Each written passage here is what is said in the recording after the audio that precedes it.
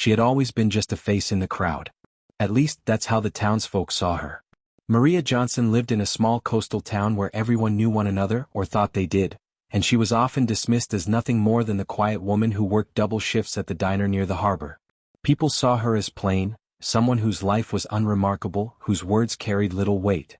What they didn't see, what they never even guessed, was that beneath her modest uniform and worn shoes, beneath her silence and small smile, lay a history of service that few could even imagine.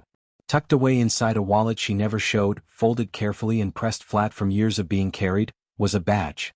Not the kind of badge that came from local law enforcement or some ceremonial club.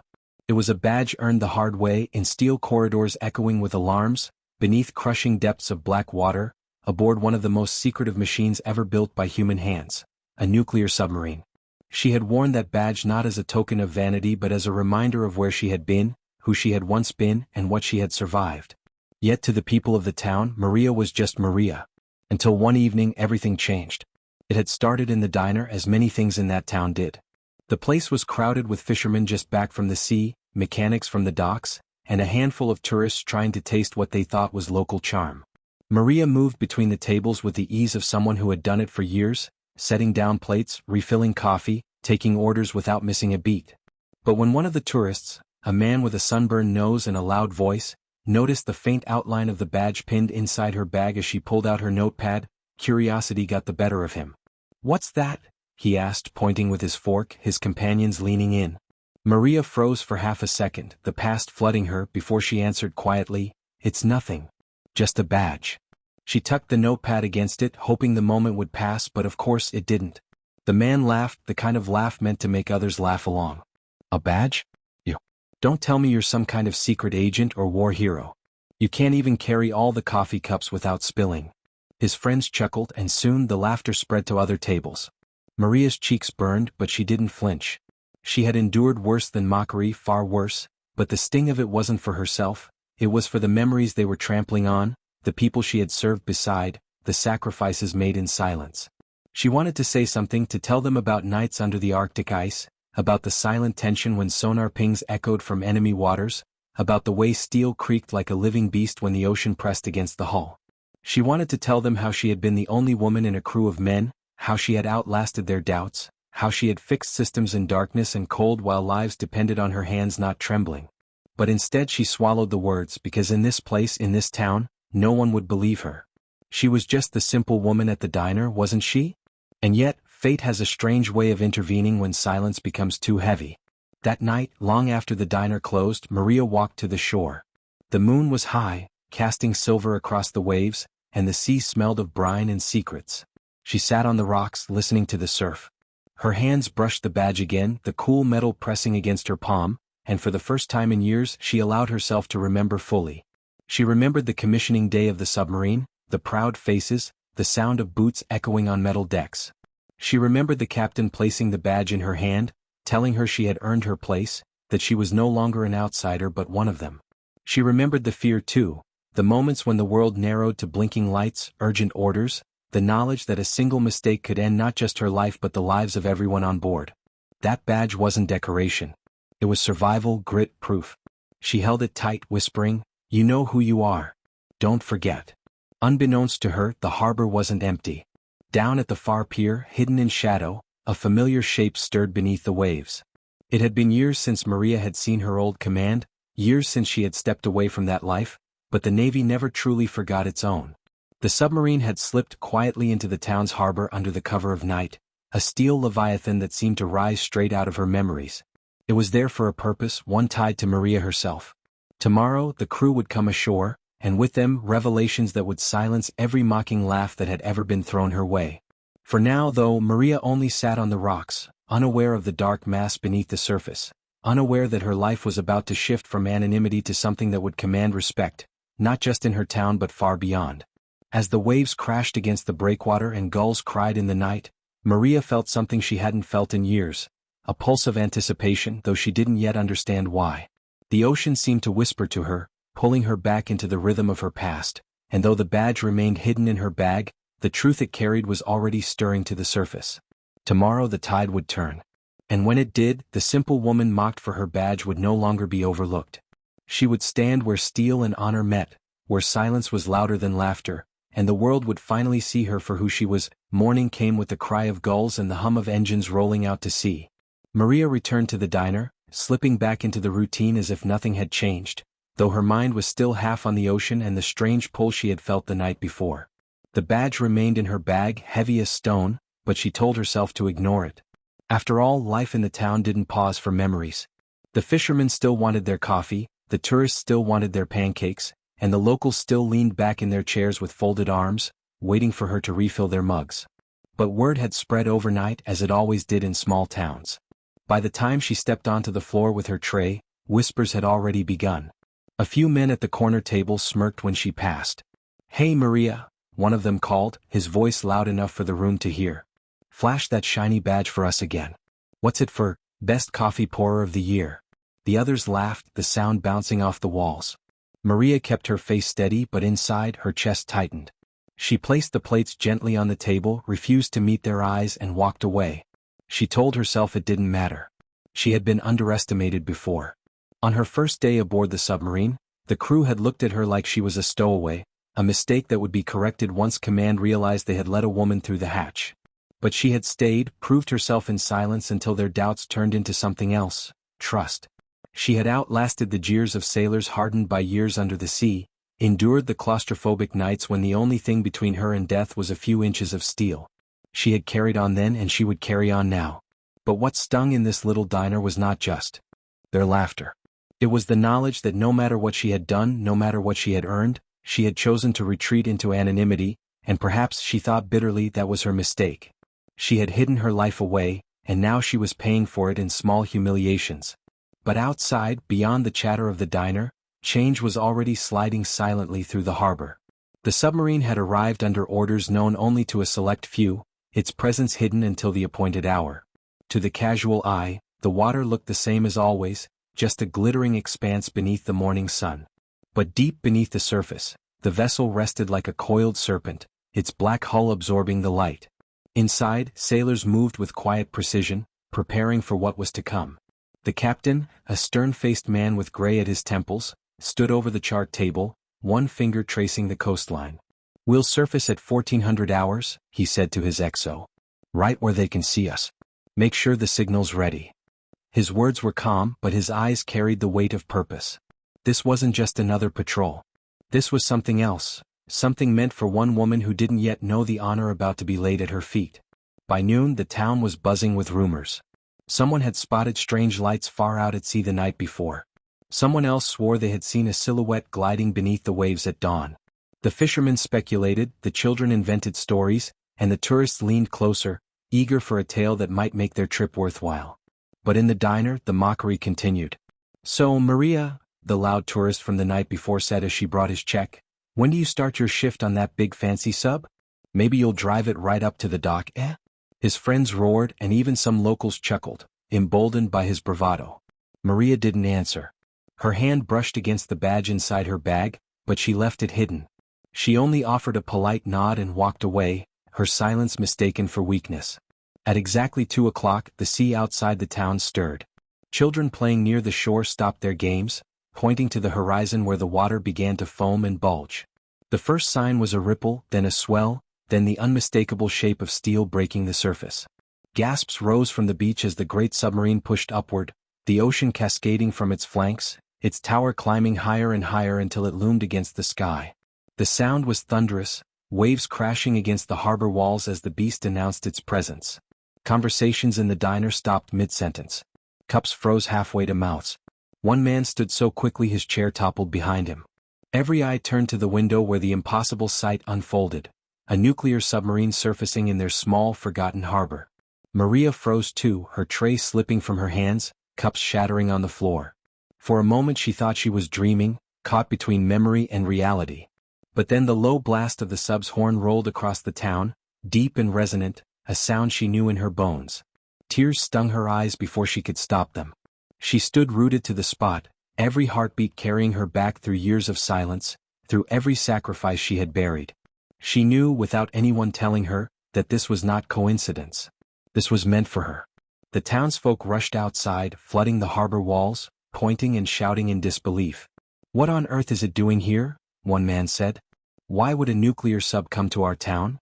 The tourist who had mocked her so loudly went pale, his mouth opening and closing without words. Maria didn't move, not yet. She knew what was coming, though the others did not. On the deck of the submarine, a line of sailors appeared, standing in crisp formation, their uniforms immaculate. The captain stepped forward, a bullhorn in his hand, and his voice carried across the water. "We are here to honor one of our own. Chief Technician Maria Johnson. Front and center." The words cut through the air like lightning. Gasps erupted around her. Heads turned, eyes wide, every mocking face suddenly stripped of laughter. Maria felt her knees weaken, but she straightened, her back stiff, her chest rising as if the years had fallen away in an instant. The badge in her bag burned against her side. Slowly she stepped forward, past the stunned crowd, past the man who had laughed the loudest. She didn't look at him. She only looked at the submarine, at the place she had once called home, now rising in her honor. For a long moment, the world seemed to stand still. The harbor was filled with the echo of the captain's words, and every head turned toward Maria. The woman who had always been overlooked, dismissed, and mocked now stood at the center of attention, not because she had sought it, but because it had found her. She felt the weight of 100 eyes pressing against her back as she stepped slowly forward, her heart pounding not with fear but with the heavy thrum of memory. The wind carried the smell of salt and diesel, and in the distance, the sailors on deck remained perfectly still, their gaze fixed on her as though nothing else in the world mattered. The crowd parted instinctively, clearing a path to the water, their silence thick and uneasy. A moment ago they had laughed. Now the air was heavy with awe. Maria reached the edge of the harbor wall and stopped, staring across the shimmering water at the massive vessel. Every rivet, every shadowed line of its hull, was familiar to her. It was like seeing an old friend, one she thought she had left behind forever. Her hands trembled as she reached into her bag. Slowly, deliberately she pulled out the badge. Sunlight flashed across the metal, and a murmur rippled through the crowd. For the first time, the people of her town saw it for what it truly was. Not a trinket, not some fanciful souvenir, but a symbol of honor earned in silence and sacrifice. The mocking tourist stepped forward, his face pale, words tumbling clumsily out of his mouth. I didn't know. I thought it was," but Maria didn't spare him a glance. Her eyes were locked on the submarine. The captain's voice carried again across the waves. "Chief Johnson, your service was never forgotten. Today the fleet remembers you. Permission granted to come aboard." The words struck deep, pulling her heart in two directions at once. She had built a life here, however small, however quiet. And yet, this call awakened something she thought she had buried. She stood tall, her shoulders straightening as though her body remembered the discipline long after her mind had tried to let it go. Behind her, whispers spread like fire. "Chief? She was really in the Navy? On that? She worked on a nuclear submarine?" The disbelief melted into astonishment, and with it, a creeping shame. Maria turned then, finally letting her eyes sweep over the faces of the people who had mocked her. She saw their wide eyes, their flushed cheeks, their stammering lips. She saw the tourist who had laughed the loudest staring at the ground, unable to meet her gaze. For years she had endured their dismissal in silence, but now silence would not do. "You think you know someone because you see where they work, what clothes they wear, how quietly they walk through life," she said, her voice steady and stronger than she expected. "But there are things you don't see. Nights spent under the ocean with the weight of 1,000 feet of water, pressing down. Days when the only thing keeping you alive is the skill of your crew. Years of being told you don't belong until you prove that you do. This badge isn't a decoration. It's a reminder of lives saved, of sacrifices made."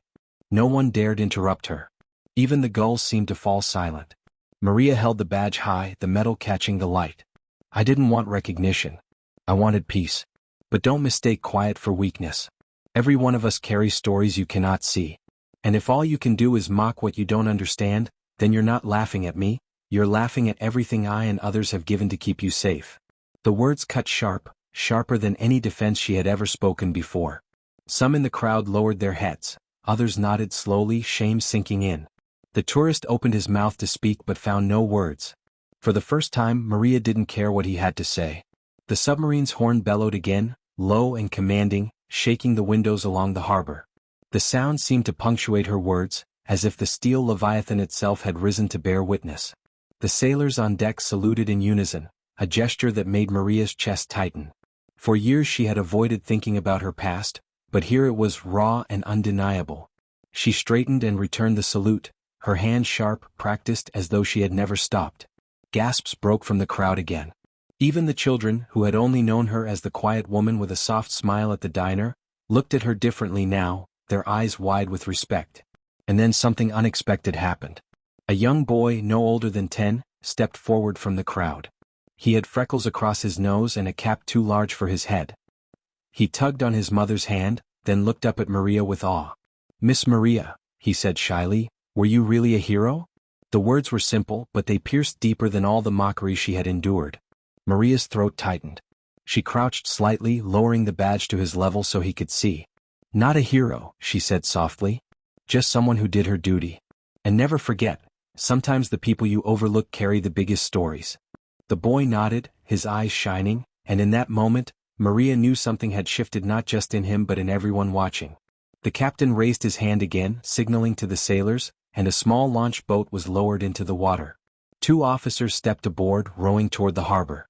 The crowd parted once more as the boat reached the dock, and one of the officers stepped onto land, his cap tucked neatly under his arm.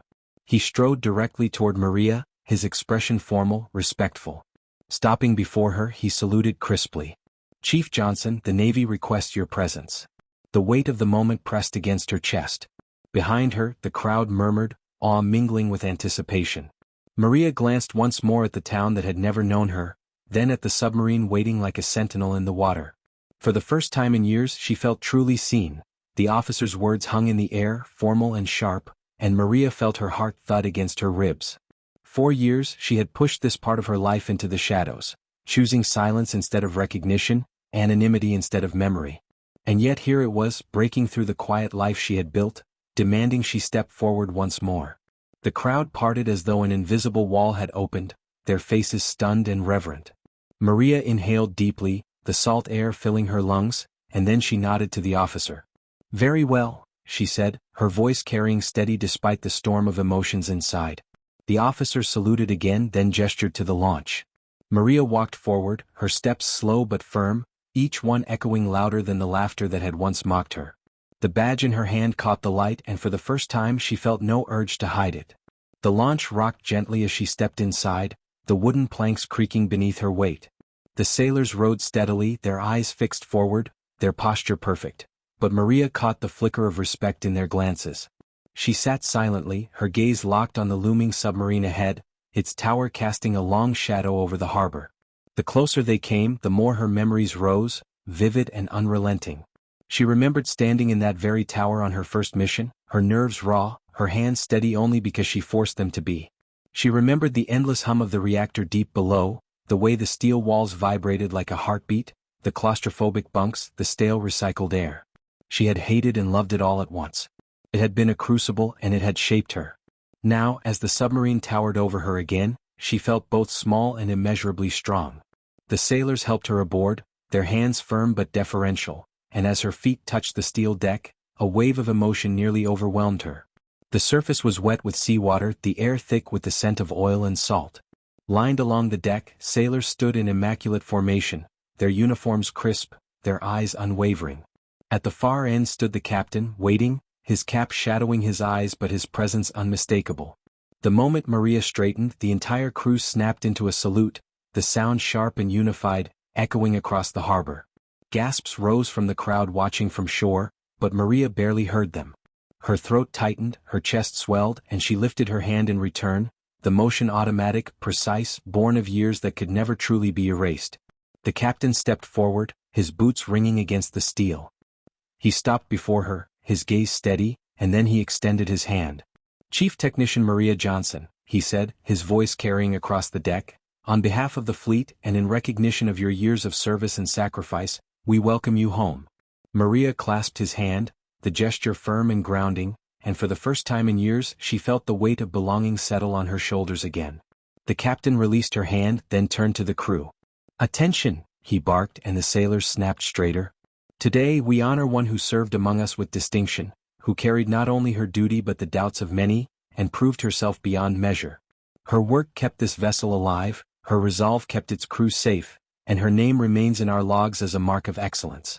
Let the town know what the fleet already does, that Chief Johnson is and always will be one of us." Applause broke out, startling in its power, echoing off steel and water alike. The sailors' faces remained composed, but Maria saw pride shining in their eyes. She felt heat burn behind her own eyes, but she refused to let tears fall, not yet. She stood straighter, her chin lifted, as though every muscle remembered exactly how to carry the weight of honor. For years she had hidden the badge, afraid of what it might mean to those who couldn't understand. Now, it gleamed in her hand as if it had been waiting for this moment all along. The captain gestured, and one of the officers stepped forward, holding a small velvet-lined case. He opened it with ceremony, revealing a metal gleaming inside, polished to perfection. The captain took it carefully, then pinned it just above the badge Maria had kept hidden for so long. His hand lingered for a moment, steadying it in place. For service unacknowledged, for strength unbroken, and for silence that spoke louder than words, he said solemnly, "We present this commendation." Maria's breath caught. She hadn't expected this, hadn't imagined they would come not only to honor her but to give her recognition she had long since convinced herself she would never see. From the harbor wall, the townsfolk erupted in cheers, though they were laced with something more than excitement: shame, reverence, apology. The loud tourist who had mocked her earlier sank into the background, his face crimson, his bravado shattered. Maria didn't even look for him. She only heard the sound of the submarine's horn blasting once more, a sound of affirmation, of thunderous acknowledgement. She touched the new metal lightly, then turned her gaze back toward the crowd. For the first time she didn't feel small beneath their judgment. She felt taller than she had in years, carried by the steel and the sea and the recognition that she had finally been seen. And yet, beneath the pride, a question stirred inside her. The captain's words echoed, "Welcome home." Was this still her home? Could she ever return to the life she once lived, or had she become too much a part of the ocean's silence to belong on land? She looked at the sailors, their faces young and determined, their eyes full of the fire she once carried. She looked at the submarine, steady and unyielding, calling to her like a siren. And she looked back at the town, the people who had mocked her now staring in awe. Between those two worlds she stood at a crossroads, the badge and the medal pressing against her heart like twin weights of past and present. The cheers from the harbor eventually faded into a stunned silence, leaving only the sound of the waves lapping against the steel hull. Maria stood on the deck, her hand brushing against the newly pinned metal, its weight both foreign and familiar. The applause had swelled her chest with pride, but now that it was over, the silence pressed down with equal force. The captain studied her with steady eyes, as if he could see the storm inside her. "You have a choice," he said quietly, his voice pitched low enough that only she could hear. "We didn't come here to drag you back. We came to remind you that you're not forgotten. But whether you return to this life or continue the one you've built here, is yours alone to decide." The words hit harder than any ceremony. A choice. That was something she hadn't been offered when she enlisted. It was something she hadn't allowed herself when she walked away. Now it lay before her, sharp and unyielding as a blade. Maria's eyes wandered to the crowd gathered at the harbor. Their faces were flushed with awe, shame and something else, respect. The same mouths that had laughed at her the night before were now silent, waiting to see what she would do. She saw the young boy who had asked her if she was a hero, his small hands gripping the rail, eyes bright with anticipation.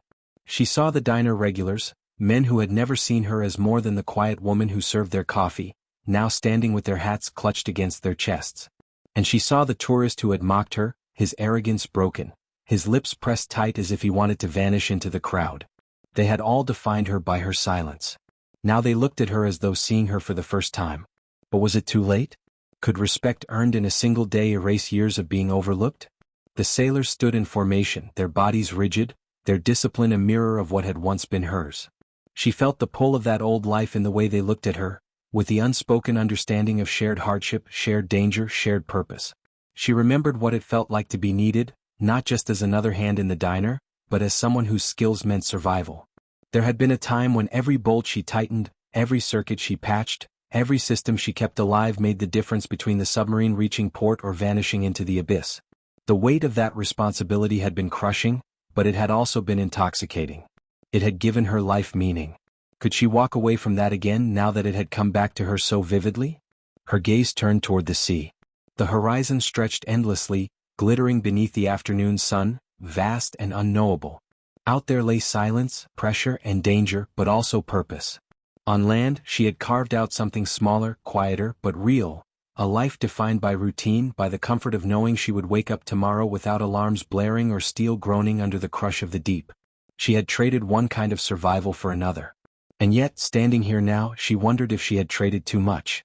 Was peace truly peace if it came at the cost of hiding who you were? Or was it only another form of suffocation? The captain placed a hand on her shoulder, firm but not forceful.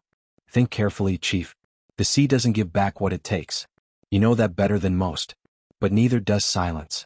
Don't let others decide who you are. His words cut clean, a reminder and a warning all at once. Maria closed her eyes, the hum of the submarine beneath her feet vibrating through her bones, calling to something buried deep inside. She thought of the men and women she had served with, some alive, some gone, all bound by the same steel and salt.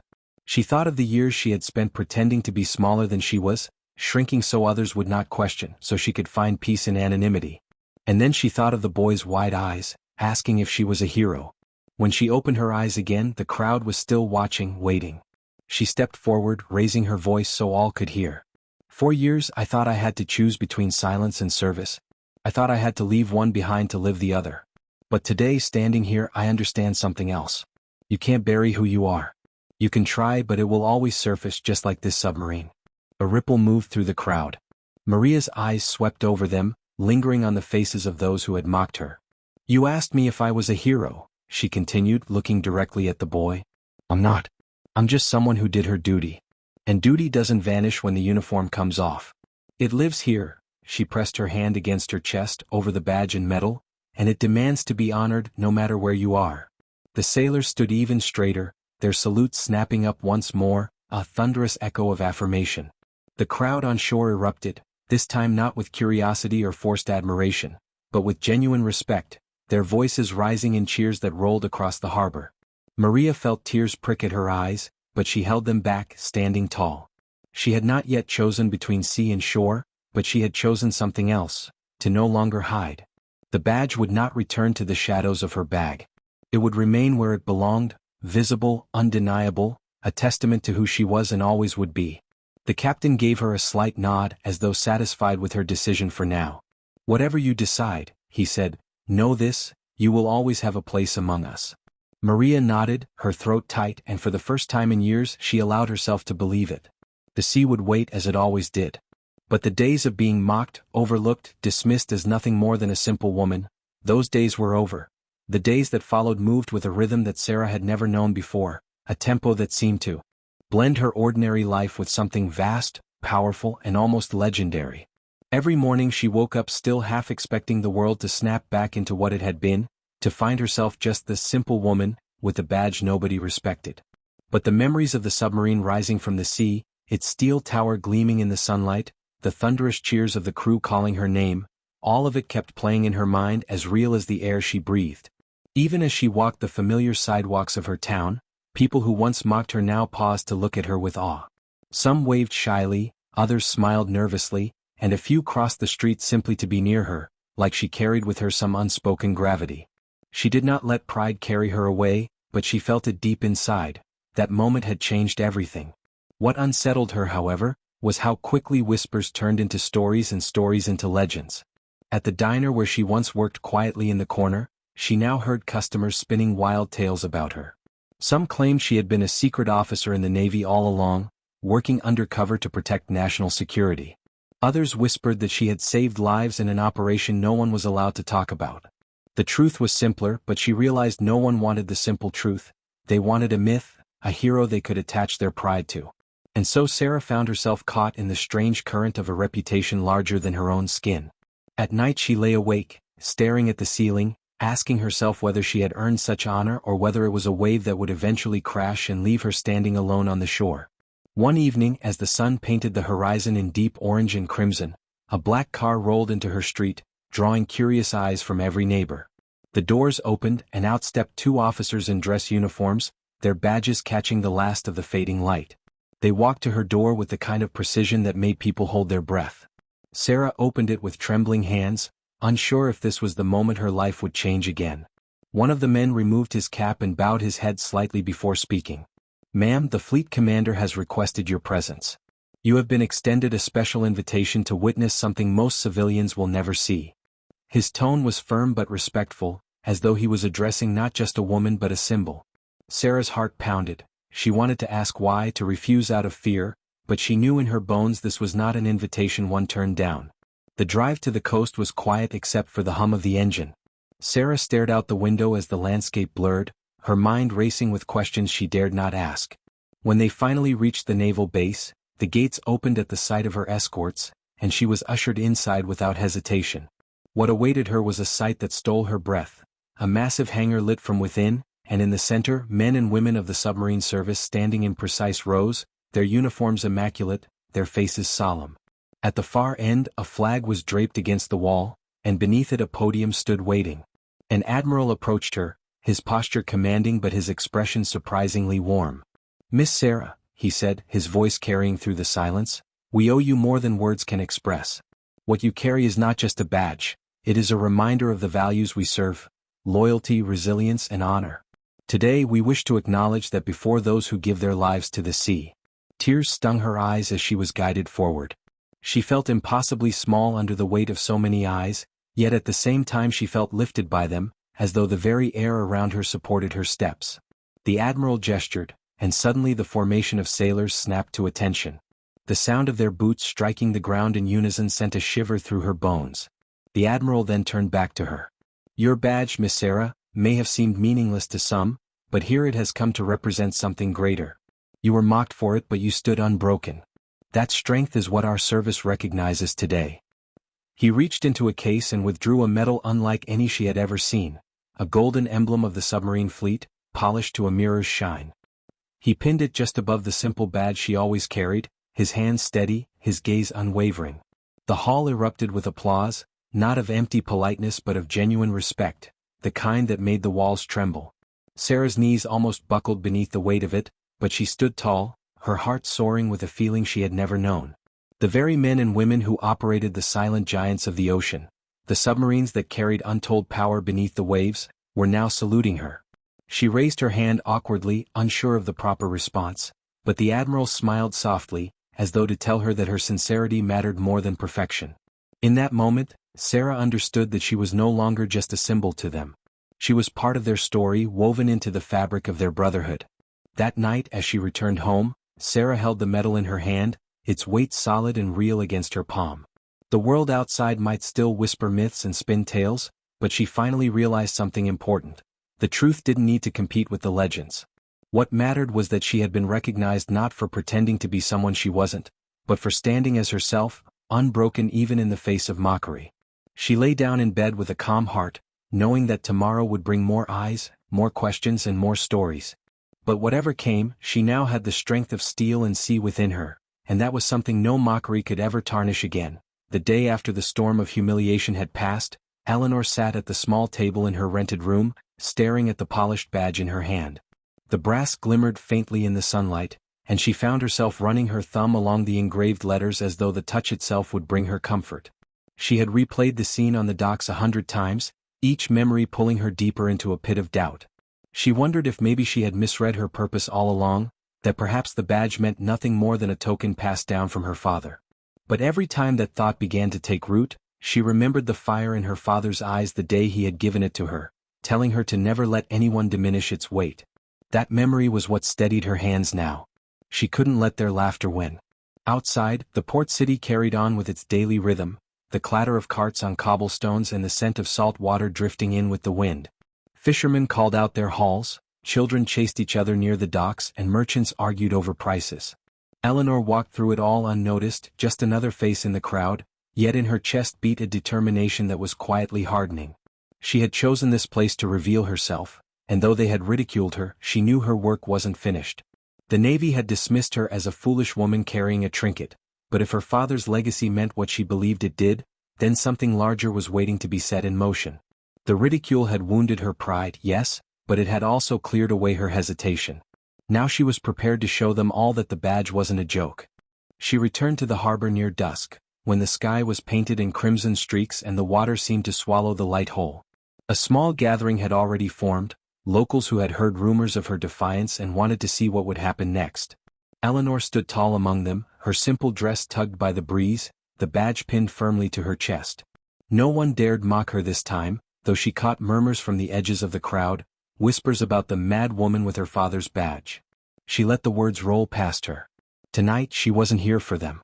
She was here for the sea. She raised her chin and fixed her gaze on the horizon, as though expecting something to arrive. Some scoffed under their breath, others leaned closer, curious despite themselves. The minutes dragged on, the hush of waves mingling with the low chatter of the crowd. Eleanor stood motionless, her badge glinting in the dying sunlight.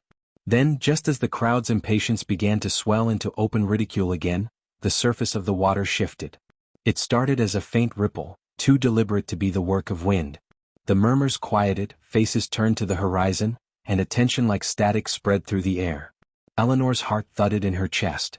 She had been told this would happen, though she had doubted it many times herself. Slowly, with a sound like thunder muffled by water, the ocean broke open. A massive, shadowed form began to rise from beneath the waves, spraying salt and foam into the air. The crowd gasped, some stumbling back, others grabbing at each other in disbelief. As the shape took form, its sheer size dwarfed every vessel in the harbor. Black steel gleamed beneath rivulets of seawater, lights flickered along its surface, and the unmistakable silhouette of a nuclear submarine emerged in full glory from the deep. The sight silenced every tongue. Fishermen dropped their nets. Children stared wide-eyed. Even the men who had mocked Eleanor days before could do nothing but gape at the monstrous machine surfacing before them. Its presence was a statement of power, a leviathan summoned not by admirals or kings, but by the simple woman standing on the dock with her father's badge. The submarine rose higher, the water cascading off its sides like waterfalls, until the insignia of the fleet was visible near its bow. For a heartbeat, the world seemed frozen. Then a deep horn bellowed from the vessel, a salute that shook the harbor to its foundations. Eleanor's knees almost gave way under the weight of the sound, but she steadied herself, staring up at the steel beast that now loomed in her honor. The badge on her chest caught the last ray of the setting sun, flashing golden. In that moment, all the laughter, all the insults, all the dismissal she had endured melted into nothing. Every eye was on her, no longer filled with mockery but with awe and terror. The people who had called her a fool now realized they had been standing in the presence of someone who carried authority greater than any of them could fathom. The submarine's hatch opened, and figures in uniform appeared, saluting in her direction. The crowd gasped again, some dropping to their knees, unable to process what they were witnessing. Eleanor didn't move. Her throat tightened with emotion, but her resolve held strong. This was the vindication her father had promised her, the living proof of the badge's true weight. She straightened her back, allowing the silence to stretch, every heartbeat from the crowd drumming the same unspoken realization. This woman was not to be mocked. She was to be respected, feared, perhaps even obeyed. The submarine hadn't surfaced for the admirals in their offices or the officers in their polished boots. It had come for her. For the first time since arriving in the city, Eleanor allowed herself to breathe fully. The salt air filled her lungs, the horn's echo still trembling through her bones. Around her, the crowd slowly shifted from stunned silence into hushed reverence. Nobody dared speak her name, but all of them knew they would remember this night for the rest of their lives. Eleanor's badge was no longer a subject of laughter. It was now a symbol of authority backed by steel, power, and the ocean's most fearsome weapon. And she, the woman they had mocked, had finally stepped into the light her father had always seen in her. The ocean air was sharp that morning, carrying with it the scent of salt and steel, the kind of mix that belonged only to naval ports and open seas. Eleanor stood at the pier's edge, her badge pinned firmly to her jacket, the small piece of metal that had once made her the target of ridicule now glinting like a beacon in the sun. Around her, rows of uniformed sailors stood in formation, their boots aligned perfectly against the weathered boards. Beyond them, a growing crowd had gathered, civilians, families, and journalists, their cameras poised and lenses catching the light as the anticipation thickened. The low murmur of voices trembled with the same energy Eleanor felt in her chest. She had been told to expect something significant, something almost ceremonial, but she could never have imagined the true weight of what was about to happen. A long, deep horn suddenly bellowed from the water, so loud that it seemed to rattle through the bones of everyone present. Heads turned, eyes widened, and a hush fell over the pier as the surface of the sea broke with monumental force. Rising from the depths, as though the ocean itself had chosen to bow, came the dark, gleaming form of a nuclear submarine. Its steel hull glistened, shedding water in glittering sheets, each drop catching the light of dawn like shards of glass. The size of it was overwhelming, the sheer length stretching farther than Eleanor could see without moving. The symbol of power and secrecy, of strength hidden in silence, was emerging not for battle, not for stealth, but for her. Eleanor felt her knees weaken, her throat tighten. She could hear gasps ripple through the crowd, could sense the disbelief in every held breath around her. The submarine's emergence was not part of any naval display or public demonstration. This was no exercise. The captain had told her the crew had voted unanimously to dedicate this moment to her, the woman who had stood alone against mockery, who had shown dignity when others had stripped her of it. This was their honor to her, and it was beyond anything she could have conceived. As the vessel fully surfaced, the water around it churned and frothed, the waves rolling out toward the pier like the heartbeat of the ocean itself. A hatch opened near the sail, and sailors began to climb out, forming a line across the massive structure. They stood at attention, the wind whipping at their uniforms, and when they raised their hands in salute, the synchronized gesture carried a weight that struck Eleanor like a tidal wave. Her heart pounded so hard she could hear it in her ears. The crowd erupted into applause, cheers rising like a storm, but Eleanor barely noticed. Her eyes blurred with tears, her body trembling with the enormity of the moment. The very same people who once called her a foolish woman clinging to an insignificant badge were now watching as one of the most powerful weapons ever built had risen from the depths in recognition of her courage. Someone beside her whispered, "It's for her. All of this, for her." The words barely registered. She could feel the stares of journalists, the clicking of cameras capturing her every expression, but she didn't care about headlines or broadcasts. What mattered was the truth resonating deep inside her chest. She had endured the humiliation, the laughter, the constant attempts to strip her of worth, and yet she had not yielded. That badge on her jacket had meant integrity, commitment, and faith in something larger than herself. Now the world could see what those things were truly worth. An officer approached her, his cap gleaming in the sun, his posture rigid but his eyes soft with respect. He offered his hand and guided her toward the edge of the pier where a small platform extended closer to the submarine. Every step felt heavier than the last, her emotions so full she wondered how her body carried them at all. The officer leaned closer, his voice steady. "The captain asked me to tell you that today this vessel and its crew belong to you, ma'am. This is their tribute." Eleanor could not reply. Her voice was lost somewhere between her heart and her throat, choked by the overwhelming force of gratitude and awe. The cheers continued, the applause crashing in waves behind her, but all she could hear was the sound of the submarine's engines idling softly beneath the water, the heartbeat of steel and power bowing to a simple woman who had refused to be diminished. She raised her hand in trembling acknowledgement, not just to the sailors but to everyone watching, a gesture that carried both humility and triumph.